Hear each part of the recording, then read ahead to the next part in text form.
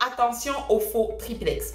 J'ai eu une question qui m'a fait penser à l'histoire d'un ami qui a reçu un avis de non-conformité de la ville avec une facture très salée parce qu'il avait acheté un duplex pensant qu'il s'agissait d'un triplex. Donc ça a été vendu, ça a été mis sur le marché comme un triplex alors qu'il s'agissait vraiment d'un duplex. Donc le troisième logement était illégal. Donc je vais t'éviter de faire cette erreur. Pourquoi? Parce que tu serais en train d'acheter un duplex au prix d'un triplex. Donc en principe tu paierais un peu plus cher que tu ne le devrais.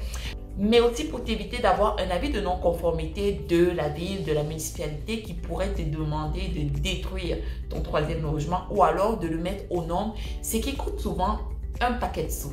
Donc voilà ce que tu devrais faire avant d'acheter ton duplex, ton triplex et de toute façon avant d'acheter un quelconque bien immobilier. Deux choses à faire, deux vérifications diligentes à faire. La première, c'est d'aller au niveau du rôle d'évaluation municipale. Donc, sur le site de toutes les villes, tu as accès au rôle d'évaluation qui te permet de savoir combien tu dois payer de taxes, qui te permet d'avoir quelques caractéristiques sommaires de la propriété et bien entendu, tu as également le nombre de logements que la ville ou la municipalité reconnaît effectivement. Donc, si tu es en train d'acheter un 3 logements et que tu vois inscrit 2 logements, ça doit te donner des signaux d'alerte. Tu dois te demander, est-ce que le troisième logement a été ajouté de façon légale? Est-ce qu'il y a un permis qui a été demandé? Est-ce que la ville a reconnu finalement que les travaux avaient été faits et qu'il s'agit maintenant d'un triplex, d'un 3 logements? Donc, ça, c'est la première chose que tu dois vérifier. La deuxième chose que tu peux creuser encore plus profond, c'est au niveau du plan de zonage. Donc, tu vas aller sur la grille d'usage, la grille de zonage de la municipalité et regarder pour cette adresse-là en particulier, qu'est-ce que le zonage permet de faire? Tu as des zonages qui sont résidentiels, industriels, commercial, tu as du gros résidentiel, du petit résidentiel.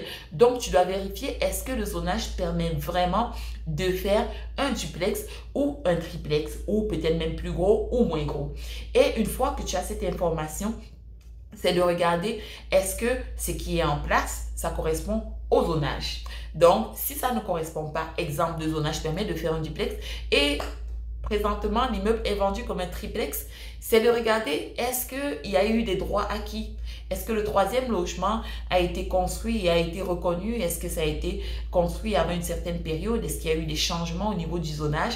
Bien entendu, ça peut être complexe tout ça, donc n'hésite pas à demander à ton service d'urbanisme de te montrer, de t'aiguiller, de t'outiller par rapport à tout ce qu'il faut faire, tout ce qu'il faut vérifier, va leur poser des questions. C'est un investissement immobilier est un investissement très important, très gros en termes d'argent. Alors, il y a des petites erreurs, il y a de petites vérifications comme ça qui vont te sauver énormément d'argent à long terme.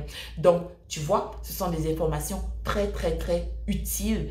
N'hésite pas à partager pour que le plus grand nombre de personnes aient accès à ce genre d'informations. Partage et abonne-toi.